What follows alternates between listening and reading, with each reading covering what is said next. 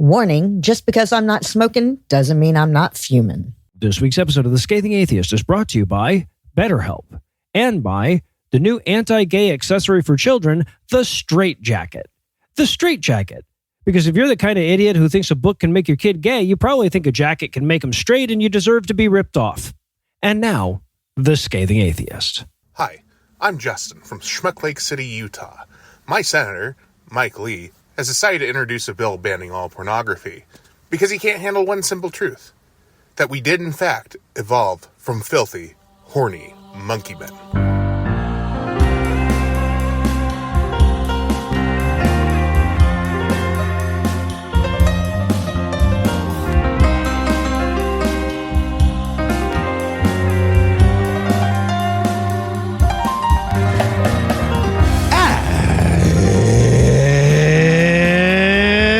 Thursday. It's June 26th. And it's National Coconut Day. Okay. Effort to reward ratio is way off on those Right? things, Yes.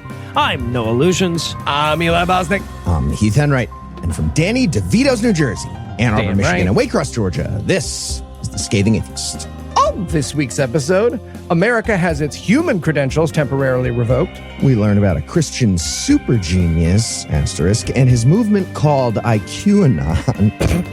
And we'll learn about another one of those self-correcting forms of woo. But first, the diatribe.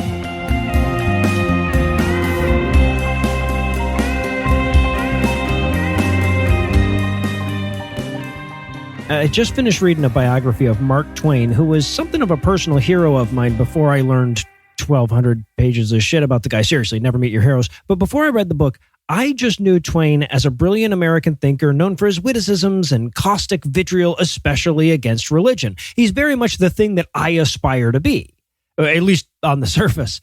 And he's also one of these people that I think of as sort of like one of the intellectual forefathers of modern atheism, if for no other reason than all his great quotes, right? I got to do the voice.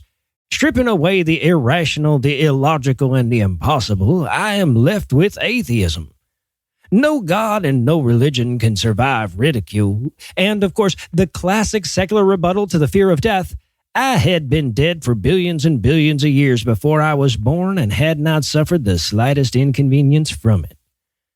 Love doing the voice. But throughout the book, the biographer seems to want to rescue Twain from this perception. I don't know that the word atheist or atheism ever even fucking comes up. It probably does. It's a really long book. But there's remarkably little in there about the doubt, disbelief, and even contempt that he held for religion. I mean, the man was no skeptic. He fell for any number of snake oil cures and alternative therapies and shit, but he was vehemently anti-religious late in his life. And yet this crazy detailed tome not only skates past most of that, but actively undermines it. I'll give you a great example. Towards the end of the book, there's a point where Twain's daughter and his son-in-law want some kind of special treatment for some religious thing. And Twain's so famous that if he asks the cardinal or whatever, he'll grant him the favor. But Twain would be damned if he was going to ask any fucking priest for anything. So he sent a letter to an also very influential friend asking that friend to ask the cardinal instead. And in that letter, he explained, quote, I can't bring myself to ask a favor of that odious church whose history would disgrace hell and whose birth was the profoundest calamity that has ever befallen the human race except the birth of Christ. End quote. Now, that feels pretty fucking direct to me, but in a manner that is characteristic of his approach throughout, the author swoops in to explain that Twain didn't really mean what he said there, editorializing, quote, it was his final shotgun blast, not at religion per se, but at organized Christianity. But very clearly, he's aiming at religion per se. When he says the church, he's talking about the Christian fucking religion. That's just a euphemistic embodiment of the entire faith. He's not talking about the one fucking church where the event his daughter wanted to go was. He was reflecting on what a truly disgusting thing the Christian religion was and had been throughout its history. And yet, the author just can't allow that shit. So instead, he redirects Twain's invective towards organized Christianity. See, guys, it's not Christianity that's the problem. It's that damn organized part. But what the fuck does that even mean, right? Because there isn't disorganized Christianity. That's not a thing. When you become a Christian, you don't select between the organized and disorganized type. You follow a doctrine that was set out by a church. You adhere to a theology that was promoted by an organization, even if you don't join a fucking church. It's literally impossible to take the Christianity and leave the organized, and yet that is their go-to defense. Of course, it really says something about your religion that in 2,000 fucking years, nobody's figured out a way to organize it in a way that couldn't aptly be described as the profoundest calamity that has ever befallen the human race, doesn't it? But even that's too much of a concession to this bullshit feign of an argument. Because when you stop letting them choose the terminology, the whole "it's not the religion that's the problem, it's organized religion" thing translates to "it's not the action that's the problem, it's the consequences." And yet they've managed to hide behind that flimsy bullshit for centuries. It's a paper-thin intellectual justification to hold on to a religion that causes so much harm without ever taking responsibility for the harm. That wasn't my religion. That was some fucking organization that did that. But here's the thing. With apologies to Forrest Gump's mom for using a synonym here, religion is as religion does. Organized religion is religion. The church is the faith. And the very fact that they keep trying to divorce them is an admission of guilt that rings through millennia. They're talking about your Jesus. We interrupt this broadcast and bring you a special news bulletin. Joining me for headlines tonight are two other happily married guys, Heath Enright and Eli Bosnick. Fellas, how's all that death to us part stuff going for everybody? Happy. Yeah, Awesome. and I was a lot more confident Anna was planning to murder me when I said my vows, so same, same. All right. And speaking of Eli's lingering wish for death, it's time for a word from this week's sponsor, BetterHelp. I wish so much. This is an ad by BetterHelp. Okay, so when is the next full moon? Next week. I mean, you could get a session in before next week. Just one? Yeah, I know. Hey guys, what you doing? Oh, hey, Noah. We're trying to find a new therapist for Heath, but all the therapists in our area are werewolves. Oh yeah, that's true. They are. Never should let senior pets use the universe machine. Tell me about it. Well, have you guys tried BetterHelp? What's BetterHelp? With over 35,000 therapists, BetterHelp is the world's largest online therapy platform, having served over 5 million people globally. And none of them are werewolves? That's right. BetterHelp guarantees that none of their therapists are werewolves. Wow. Nice. It's convenient, too. You can join a session with a therapist at the click of a button, helping you fit therapy into your busy life. Plus, switch therapists at any time. So if my therapist does turn out to be a werewolf? You can switch with the push of a button. Awesome. As the largest online therapy provider in the world, BetterHelp can provide access to mental health professionals with a diverse variety of expertise. Talk it out with BetterHelp. Our listeners get 10% off their first month at betterhelp.com/scathing. That's betterhelp.com/scathing. All right. Thanks, Noah. Hey, why did senior pets turn all the therapists around us into werewolves? He was trying to blame Armenia. Oh my God. He's a bad guy. Oh, yeah. Big time. Real yeah, bad. I wouldn't have gotten involved. And now back to the headlines. In our lead story tonight, ours is clearly the shithole country now, which was further evidenced on Monday when American Atheists announced that it had withdrawn as the host of the 2026 World Humanist Conference, because one cannot, in good conscience, ask people to travel to the United States of America while Donald Trump is in charge of it. Reasonable. Yeah. Instead, the event is going to be held in Ottawa, Canada from August 7th to the 9th. That's it, 2026, not this August. And that is, of course, assuming that human civilization hasn't been completely wiped out by a nuclear war that Trump started because people made fun of his fucking parade. Yeah. By Hopefully that. it's still called Ottawa, Canada at that point, too. Yeah. And if anyone is looking for an adorable ragtag threesome to do a comedy show / offer themselves for plural marriage while we're there, we are open, Indeed. Ottawa. Do we look like the guys from Ice Hockey on 8-Bit Nintendo? Yes, we do. Very much so, yes. Is that one of your porn tabs? Yes, it is for most Right. of you. Let's make a deal. That's fair. So this is actually something I was crazy excited about. Instead of their annual convention next year, the plan was for American Atheists to host the World Humanist Congress in Washington, D.C. That's an event that started back in 1952 when 200 participants from like a dozen different secular groups met up in Amsterdam, and it's been going strong ever since.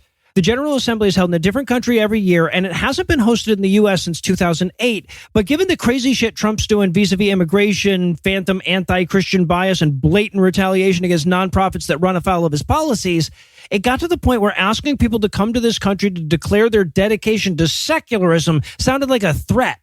Yeah. Sure. It says it's being hosted by Vay G. Jantz. I'm not sure about this, guys. I think maybe His bio says, "What up, my secular youths? Let's get some godless donuts, whatever's normal." That's a hard pass. Yeah, so given the circumstances, American Atheists got with the other groups at the heart of this thing, and they said, hey, guys, we can't guarantee the safety of attendees given that we have a racist, psychopathic toddler running our country. They even narrowed it down. In the press release where they announced the venue change, they say that they cannot guarantee the safety of attendees, quote, especially those from South and Central America, the Middle East and Northern Africa, Central Asia, and other key regions, end quote. Yeah, because apparently they found it indelicate to just say, especially the brown ones. So I guess what we're saying is if the Swedes still want to swap by, we can grab some Denny's. Any atheist bowers want to stop by? Right. We got a booth at Denny's. Now, fortunately, our neighbors to the north don't suck anywhere near as bad as we do, and Humanist Canada was able to take the baton. And as of yet, Mark Carney isn't promising to build a wall or anything. So if you're in the States, mark your calendars, August 7th to the 9th. Come for the World Humanist Congress and stay for the refugee status atheists from the U.S. are likely to be eligible for by then. Exactly.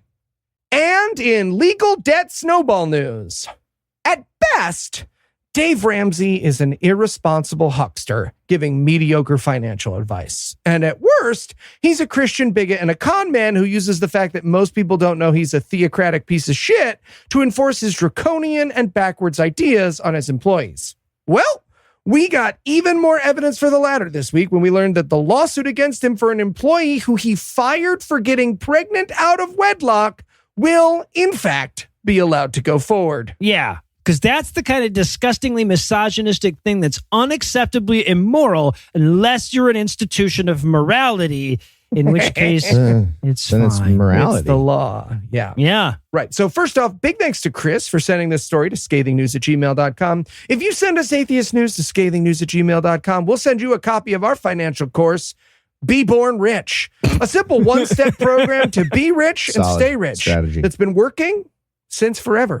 scathingnews@gmail.com. You know what I've been doing? I've been making my coffee at home. Ooh. Oh, there you go. So for just the price of a cup of coffee a day, you could get some eggs eventually, maybe by the end of the year. Right. You can make a down payment. My grandpa started the company that became Black & Decker, so we're both doing the same kind of financial planning. Yeah, you got to get coffee that's just from the Kona region of Hawaii, or they tear the shit out of That's it. true. Yeah, it's very important. Yeah, so for those of you unfamiliar, Dave Ramsey is a so-called financial guru whose good advice boils down to pay off your credit cards, and whose bad advice includes home mortgages are a bad investment, diversify your portfolio with gold ingots, and perhaps most famously, advertised for a company that claimed to help you exit your timeshare, but turned out to be a scam that was somehow worse than a timeshare. Yeah. Also, the quote, good advice about paying off your credit cards, he got that wrong somehow. He's extremely stupid. That debt snowball idea tells people to pay off their smallest loans first, regardless of the interest rate, which is exactly wrong. You pay the highest interest rate first. And he's worth about $50 million. And he claims he never uses a credit card, which is also dumb. Get those miles. What are you doing? You're going to pay it off. Do you take $48,000 in cash? No, man. So, unfortunately, Dave is not facing legal consequences for any of the stuff we just mentioned. As I said at the beginning, this case revolves around Caitlin O'Connor, a former employee of Ramsey, who was fired for having premarital sex. But here's where it gets tricky. You see, when you're a religious company and therefore a religious person, you're allowed to have morality clauses in your employment conditions. I don't think you should be able to do that, but you can. That's been decided. The problem is, as court filings have revealed, Ramsey's company has chosen not to fire employees for this conduct in the past.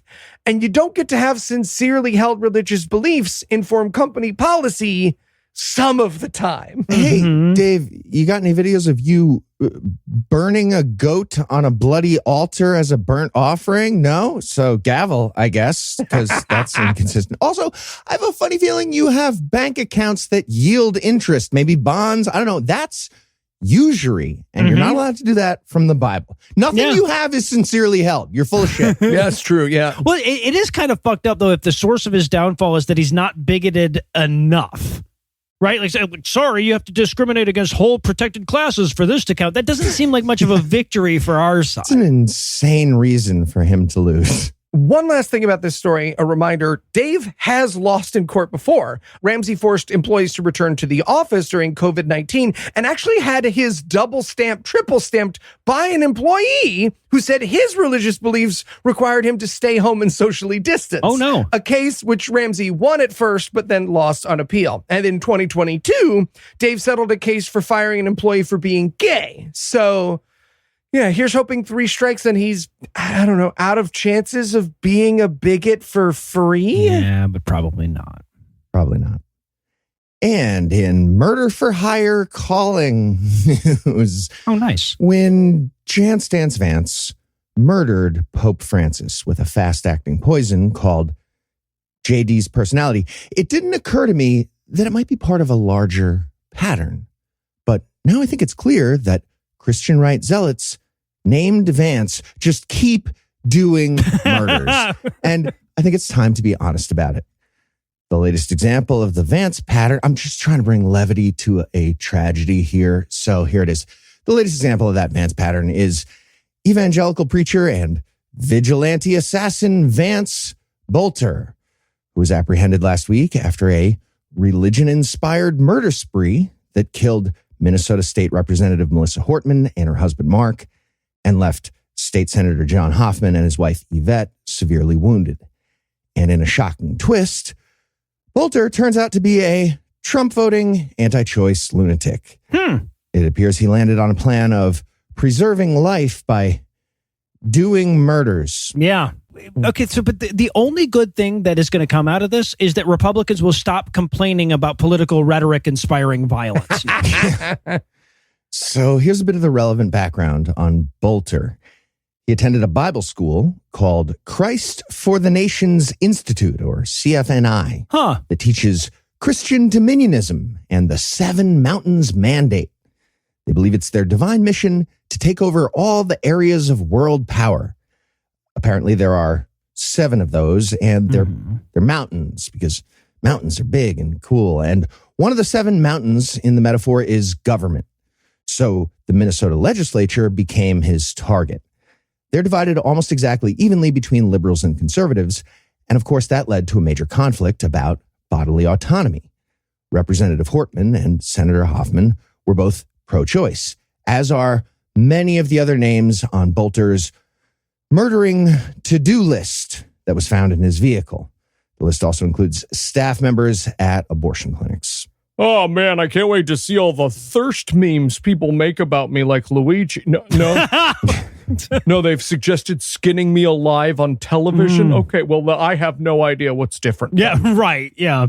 See, now, this is why assassins need to keep their murder lists short.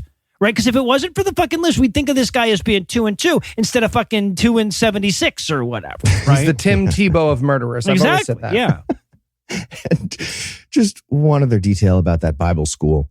The founder of CFNI had a personal slogan that said, every Christian should pray at least 1 violent prayer a day. What? Huh. Well, yeah, that's insane. And one of their alums did a violent murder spree, so they got a few questions about that.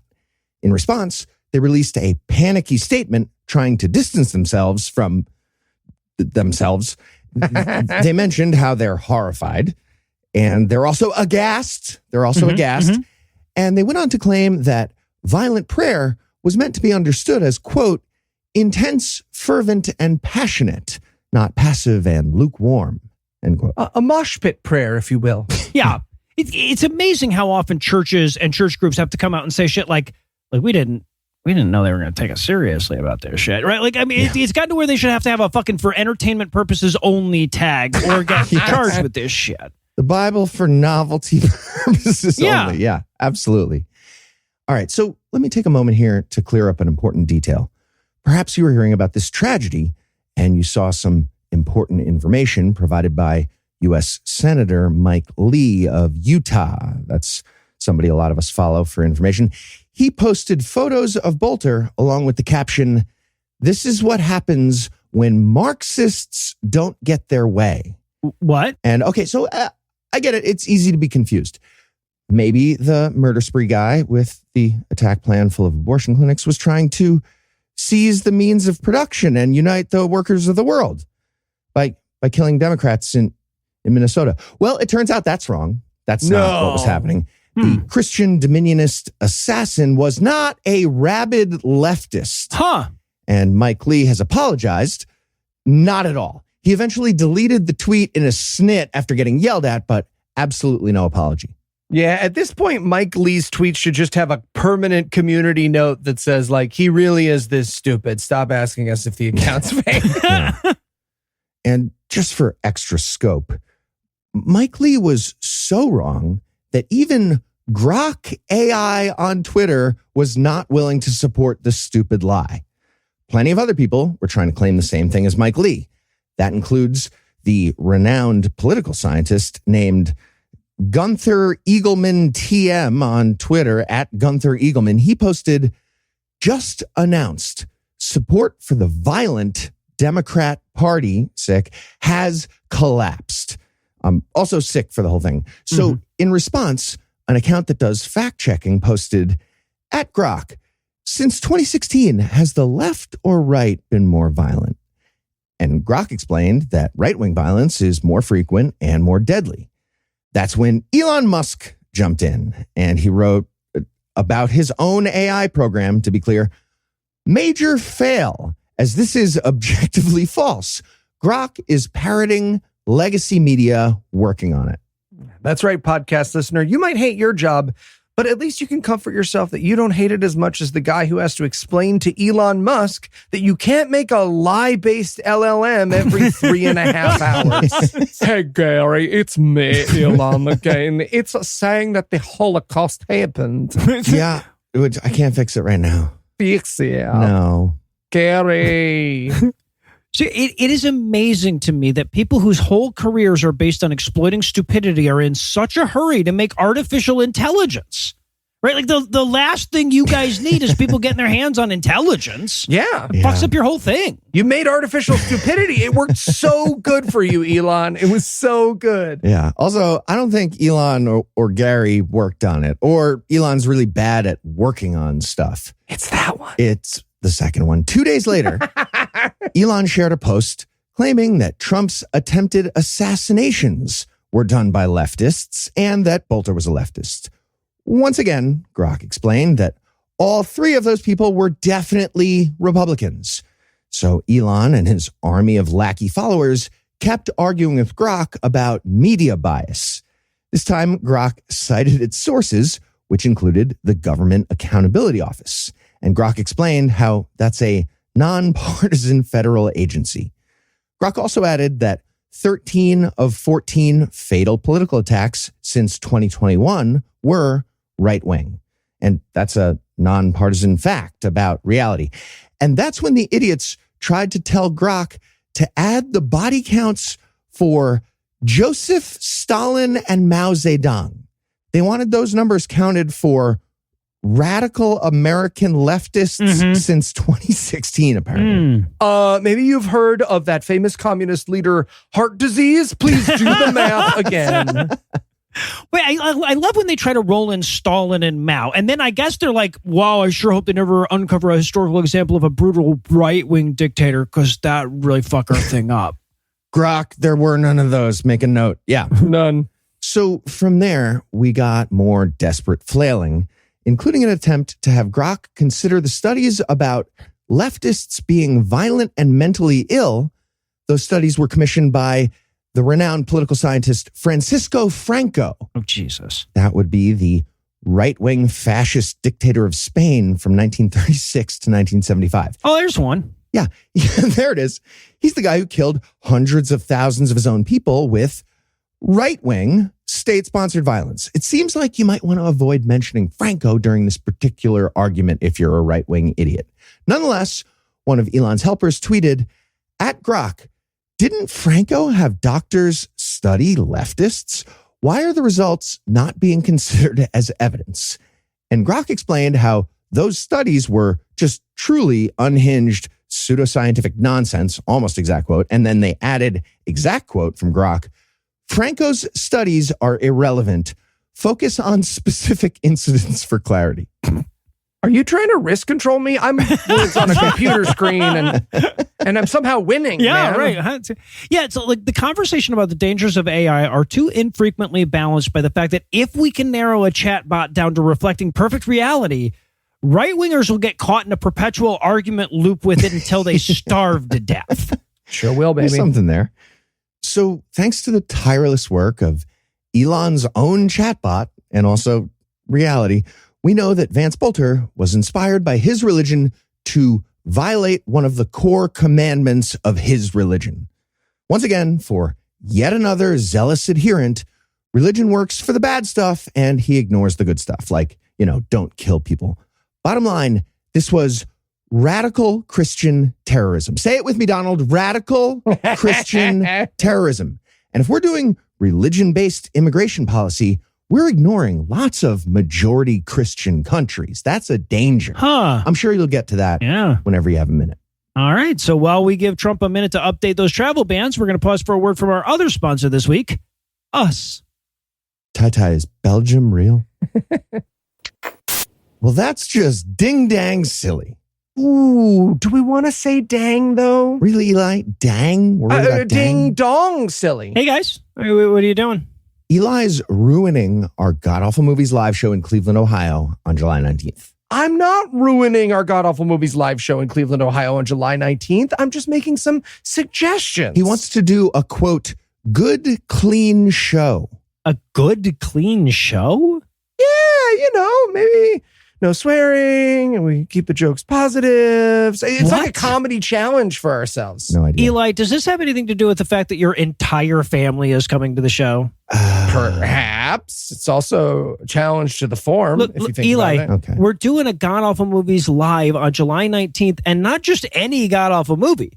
We're reviewing the long-awaited Leap 3. So we need to bring our A game. Ass out, A game. Ass out, exactly. Now, there are still tickets left, but we sell out fast. So if people want to come, they can go to GodAwfulMoviesLive.com. That's GodAwfulMoviesLive.com? Exactly. Ass out. No, we heard you the first time, man. I'm drawing a boundary. A man wrote the Bible. A whore is what she was. If it's a legitimate rape, It makes you a slut, right? Cooking can be fun. Hey, I'm proud of a man. This week in misogyny. It has been 3 weeks and 3 days since my last cigarette. And a lot of people have reached out to ask how I'm doing. Well, so far, so good. As you'll learn in this segment, cigarettes are barely even in the top 10 of things I want to set on fire right now. So let's get right to the news, shall we? We'll start with the story that was dominating my inbox this week. Special shout out to Lisa for sending it first to ScathingNews@gmail.com. But thanks to everybody who sent it, because holy shit, is this a perfect encapsulation of the themes we've been focusing on for the last 7 or 8 years. This is, of course, the story of Kat Cammack, a Florida lawmaker who helped push through the state's draconian and potentially deadly 6-week abortion ban, and then helped demonstrate how potentially deadly it was by needing emergency medical care the law banned. So this is the story of an ectopic pregnancy, which honestly shouldn't even be called a pregnancy. It's what we call it when the embryo implants in the fallopian tube. This is not a viable pregnancy any more than a blister on her toe would have been. And because of where it was implanted, it was super dangerous. She absolutely needed to get it removed. So she went to the emergency room, but found the doctors hesitant to treat her because they were worried about prosecution under the state's draconian law. But here's the twist. In Kamak's tell of the story, the problem wasn't the misogynistic homicidal law that she voted for. It was all those damn lefties who told people what was in it. Seriously, she blamed the left for scaring those doctors into not understanding the law. She says she had to argue with the doctors and pull up the actual wording of the law before they'd agreed to perform the procedure.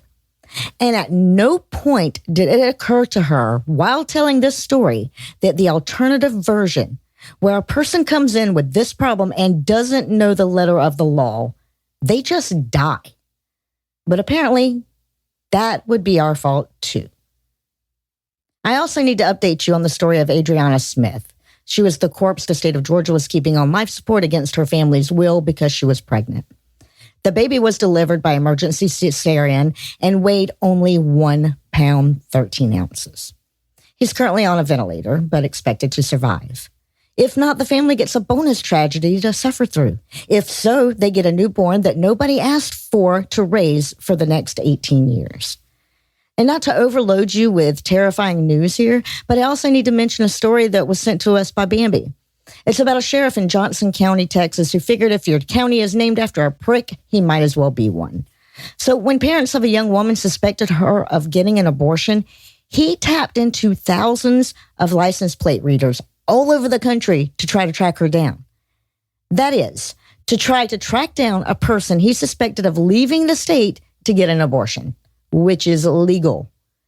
Now, I should note that there's a lot of heat on him for doing this. It seems pretty clear that he broke laws along the way, so there may be repercussions for this, but one way or the other, it's a chilling reminder of both what they're doing and what they're capable of doing.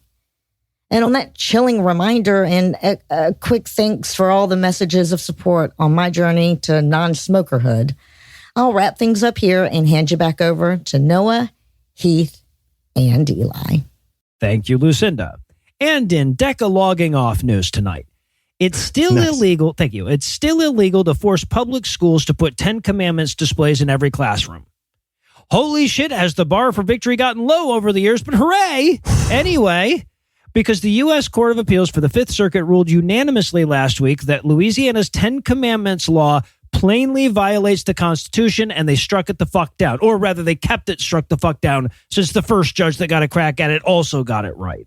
Yeah. Next time Republicans try to talk to you about government waste, remind them that this is the, at least according to my search in our Google Docs, 11th time we've had to cover this exact legal ruling on our podcast. Yeah. Not history, right. Our podcast. I feel like we could house some homeless people with this money and time, right? Maybe just one or two?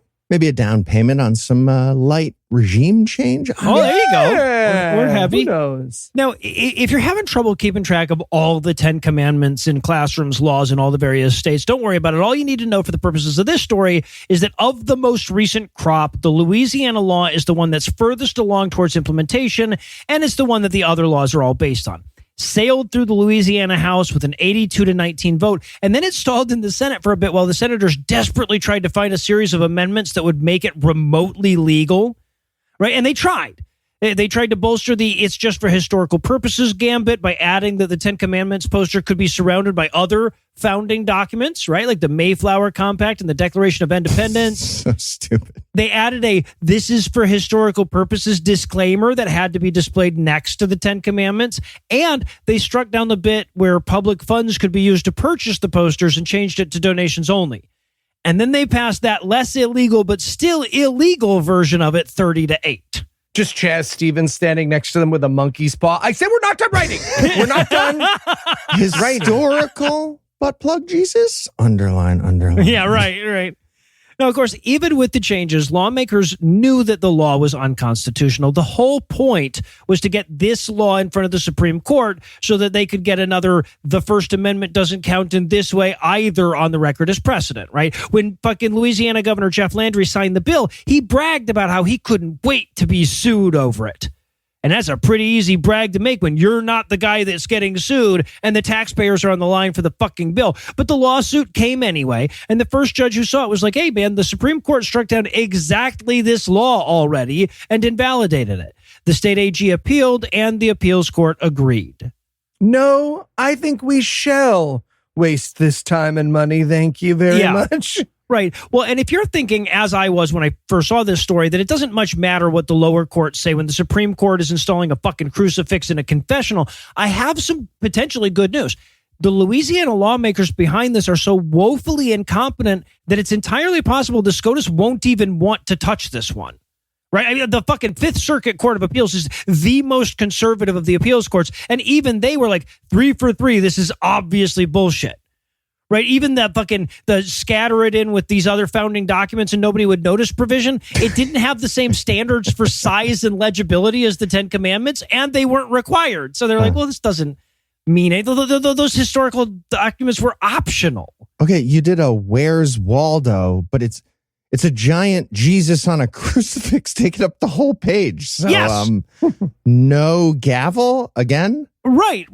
Well, likewise, there was they had the disclaimer thing. They're like, no, we have this disclaimer, but the disclaimer had no size requirements for the letters like the 10 Commandments did. Not to mention, there were many instances where the lawmakers involved accidentally admitted on the record that this had nothing to do with historical purposes and was all about Christianizing students. Okay, well, no peeking at the world we live in. That's right. So not exactly an ideal test case. So it's possible and even likely that this appeal is where this law dies.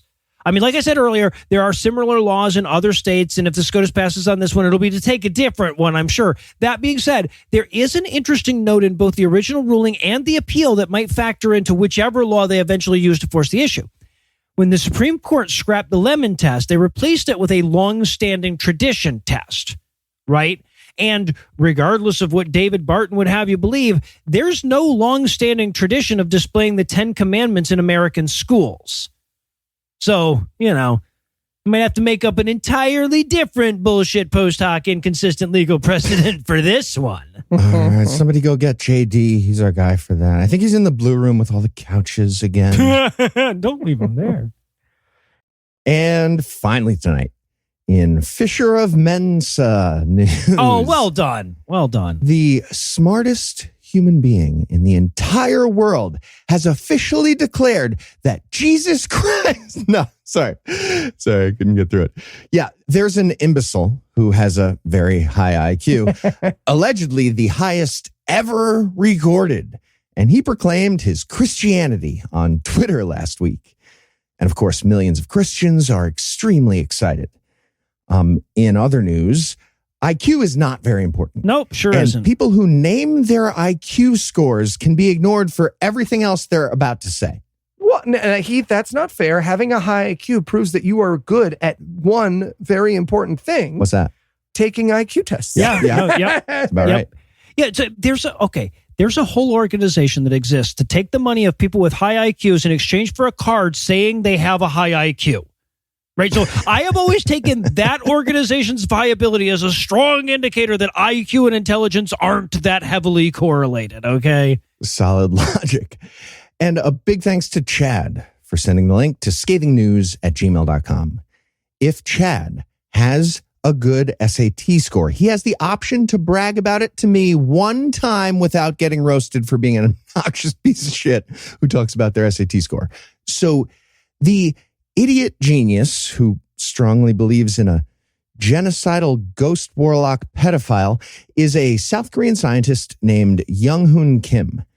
He claims to hold the world record for IQ at 276. Ooh. And apparently that number is recognized by several organizations, including Mensa, the Giga Society, and the World Memory Sports Council in partnership with Guinness World Records.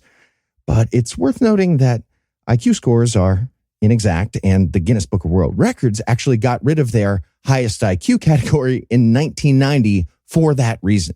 So it's weird they would partner with anyone on that. Regardless, I'm sure he's a smart guy.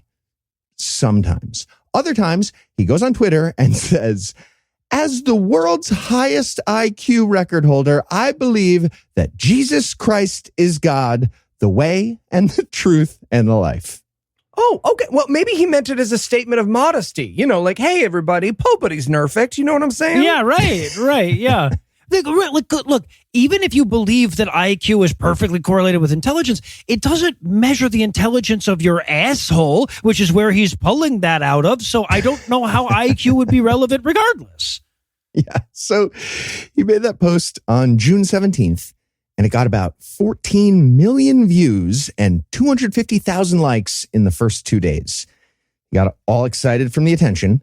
And on the 19th, he posted, "We'll use this opportunity to lead many souls to God." Apparently, the omnipotent God of the universe just needs a few more tweets to go viral, and he's all set. So you might have some questions at this point, but don't worry.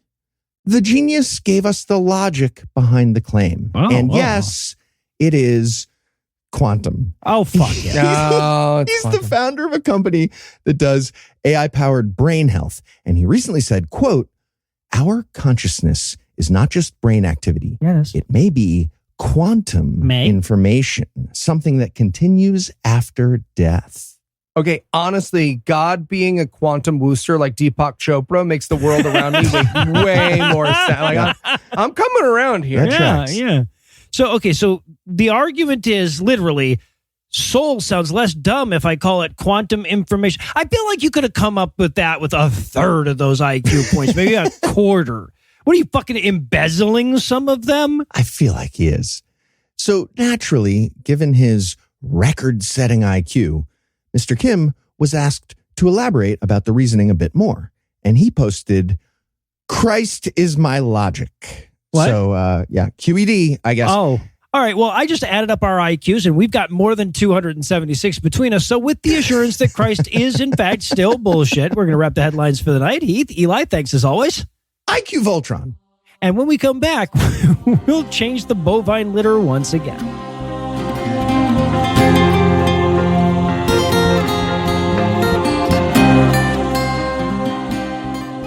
One of the standard dismissals I get when I tell people I do an atheist podcast is the argument that religion isn't uniquely full of shit. And while that's not actually true, it isn't exclusively full of shit, which is why we examine other forms of nonsense in a segment called How Bullshit Is It? So tell us, Heath, what bauble of batshit do you have for us today? Today, we're going to be talking about Inedia. Inedia? Okay, I don't think I'm familiar with that one. What is Inedia? It's the alleged ability to survive without eating food. Oh. Okay, Heath, are you covering this topic because we told you're not allowed to have a mid-headlines Parmesan break? It's not that. So this is like breatharianism then? Yeah, breatharianism is another term for it. Okay, I know that we normally save this assessment for the end, and I'll still do the tagline after you're done, I promise. But I feel like we should be clear right up front before we even dive into this that this is bullshit for like safety's sake. Yes, it is bullshit.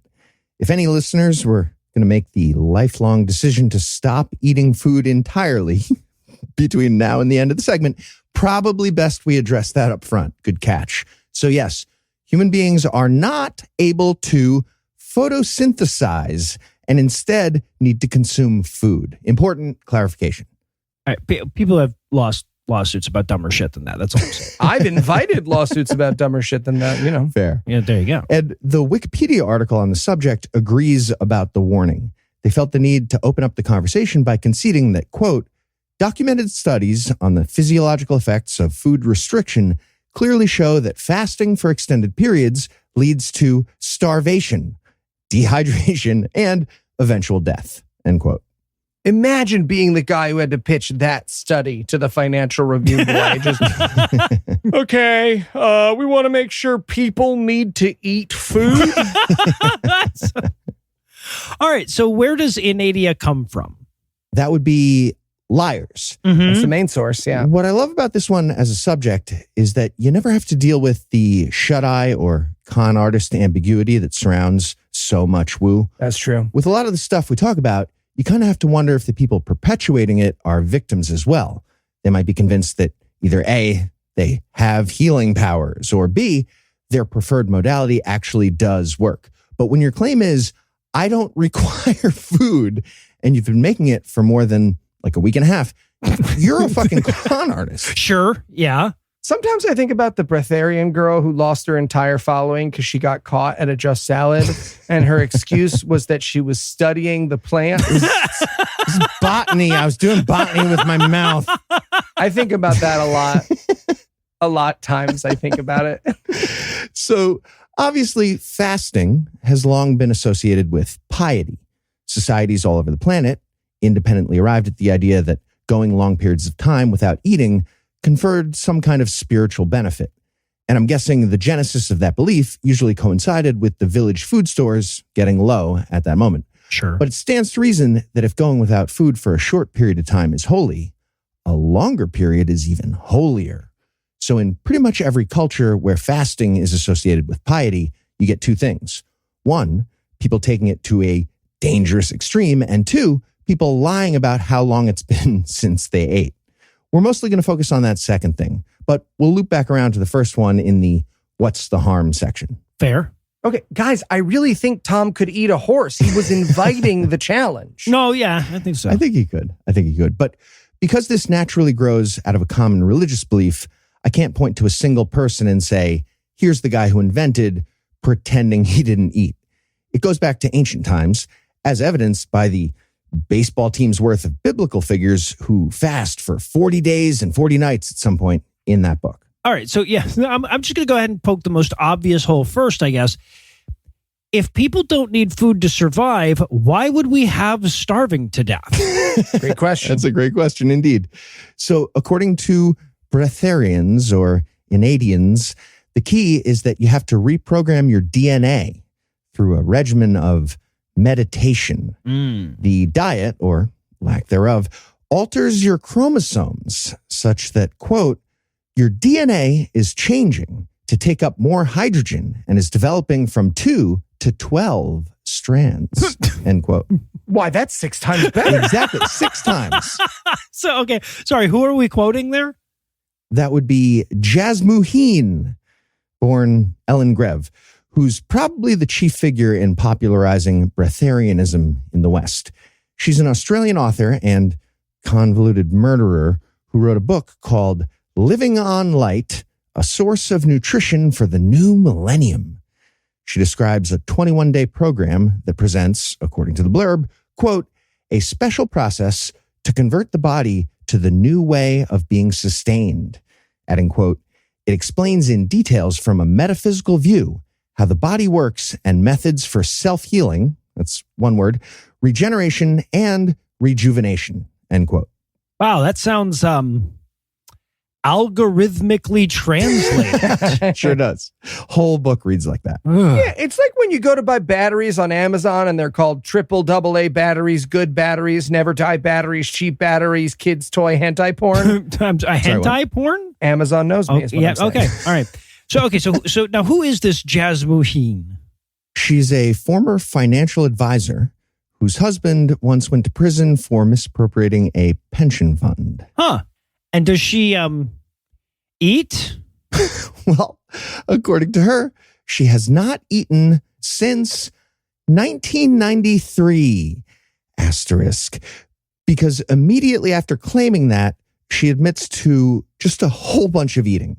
And what? She does that while being alive. But she insists all the eating doesn't count because she's only doing it for the flavor.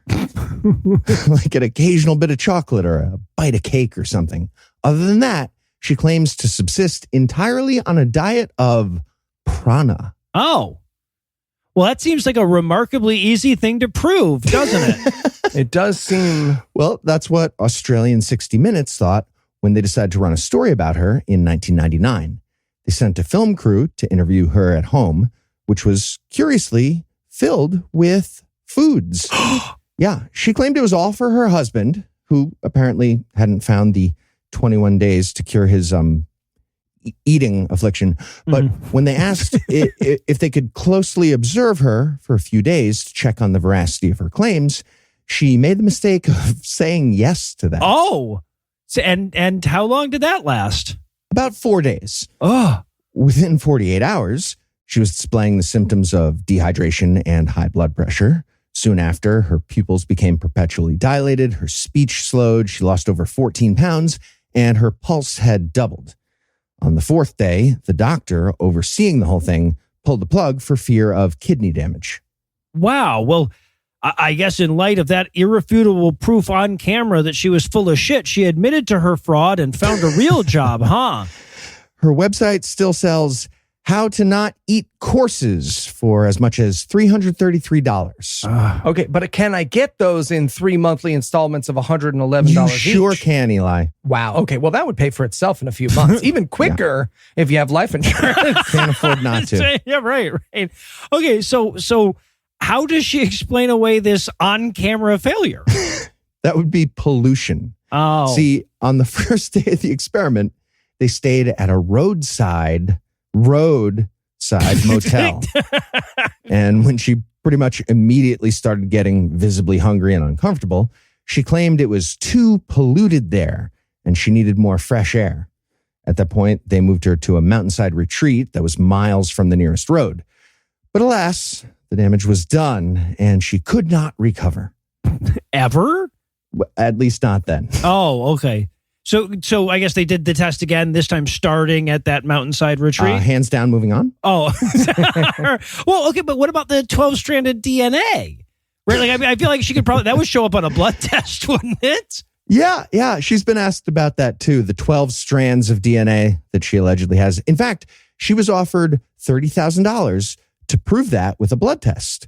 She answered by saying, quote, "You cannot view spiritual energy under a microscope." Oh. End quote. Or anywhere else, to be fair. All right. So, but this is fucking deadly, right? Absolutely. Deadly. Yes. And at least 5 deaths have been directly linked to people following her homicidal advice. The real number is probably a lot higher.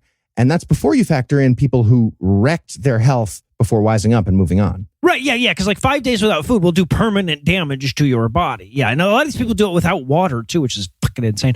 All right, so now is this like mostly a Western phenomenon then? Not at all. The claims are far more prevalent in South Asia, where you'll find countless examples of huckster gurus pretending to have just transcended calories conceptually and biologically. Such as?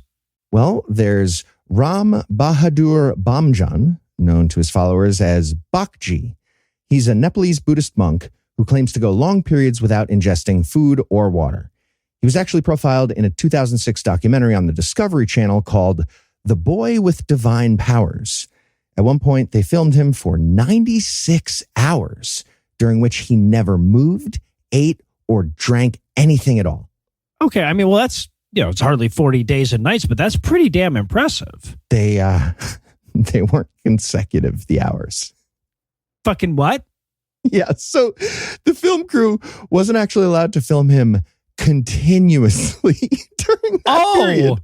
They just filmed him, most of the time. The time he wasn't moving, eating, or drinking, no doubt. Yeah. Okay, but you got to admit, the image of the film crew, like, packing up their stuff in silence, gently bowing as they take their leave. And then this guy's just wolfing down a McDouble while he takes a pissing shit. It's pretty like, that's pretty representative of religion, yeah, if you're really wondering. Just walking away from the hut and you hear like Ritz crackers. Wasn't he supposed to be silent? Yeah. So we also have a person named Prahlad Jani, known as Mataji, who claims to have lived without food or water for more than 70 years. His claims were tested at the Sterling Hospital in Ahmedabad in 2003 and again in 2010. The study concluded that he was able to survive for 10 days without food or water while under strict observation. During that time, he passed no stool or urine. Okay, well, that one sounds pretty impressive. Yeah, as long as we leave out all the details. Yeah. Indian skeptics pointed out that during the test, while Johnny was supposedly under CCTV observation, they let him repeatedly and regularly wander out of view of the camera. Oh, that corner was filled with shit when I got in the room, okay? Yeah, he was also allowed to meet with devotees throughout, and he was allowed to regularly leave the sealed area to sunbathe, to get that prana. The president of the Indian Rationalist Association tried to inspect the study during its operation and was denied literally any involvement whatsoever. Oh, fucking amazing. Any other examples? Just too many to go into all of them, but I have to at least mention Hira Ratan Manek, who shows up in episode 346 of GodAwfulMovies when we reviewed the movie Eat the Sun. During the filming of that documentary, which was investigating the claim that instead of eating, one could just stare directly into the sun, Manek got caught eating a huge meal at a restaurant. That seems so easy to avoid. Not if you travel with Heath. Well, no, that's fair. Yeah, I wasn't there right. So there's also Wiley Brooks, who was first introduced to America in a 1980 episode of the show That's Incredible.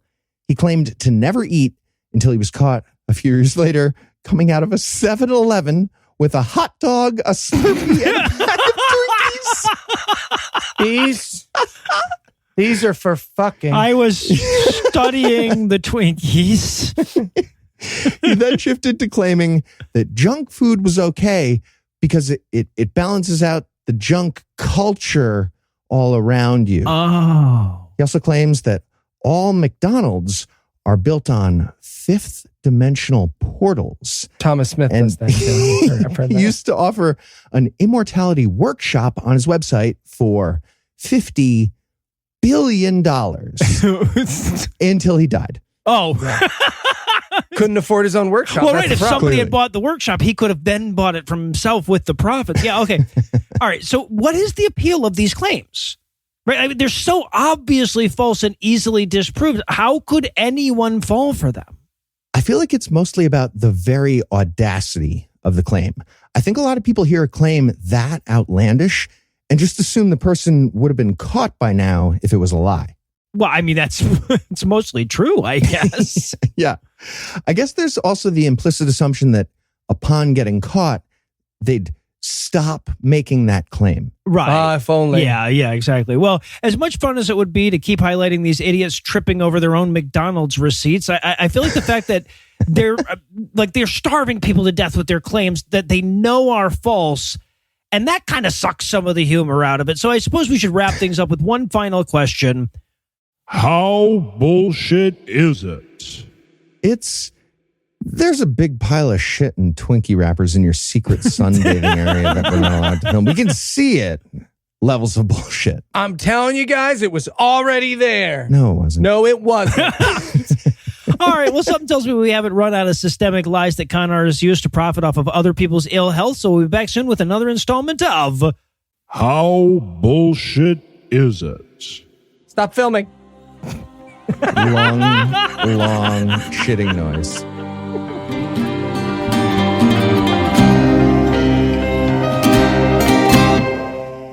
Before we're recategorized as a memory, I want to remind you to check out GodAwfulMoviesLive.com if you want to see us in Cleveland on July 19th, breaking down what can genuinely be described as the longest awaited episode in the history of the show.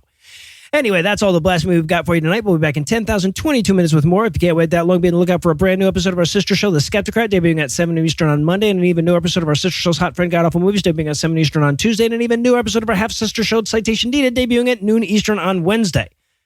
I got like 93% of those words. That's fine. It's fine.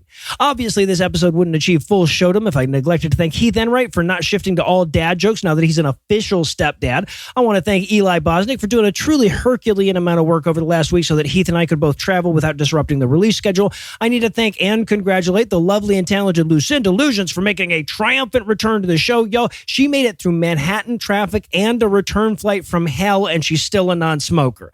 I feel like she's got this shit. Oh, also big thanks to Justin for providing this week's Farnsworth quote. A lot of people leave out the horniness of the monkey men, but that's a key part of it, Justin. Well said.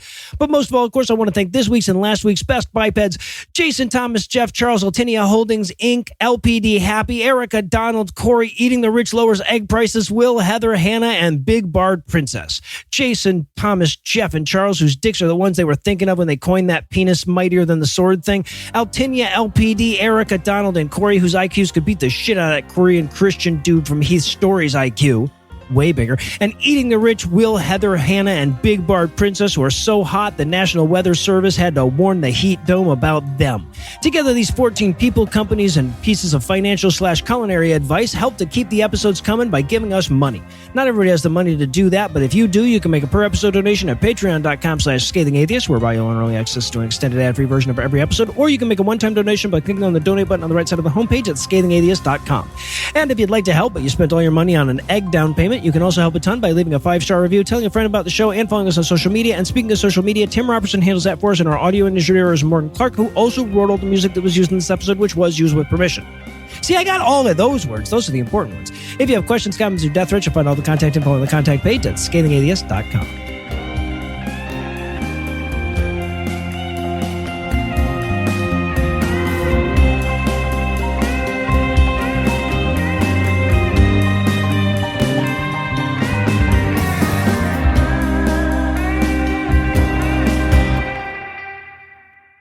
I got to say, based entirely on the It's in It's Thursday, I feel like Married Life is treating you well, Heath. Treating you well. That was like the best It's that you've ever thrown out. This content is CAN-credentialed, which means you can report instances of harassment, abuse, or other harm at their hotline at 617-249-4255 or on their website at creatoraccountabilitynetwork.org. The preceding podcast was a production of Puzzle and a Thunderstorm, LLC, copyright 2025, all rights reserved.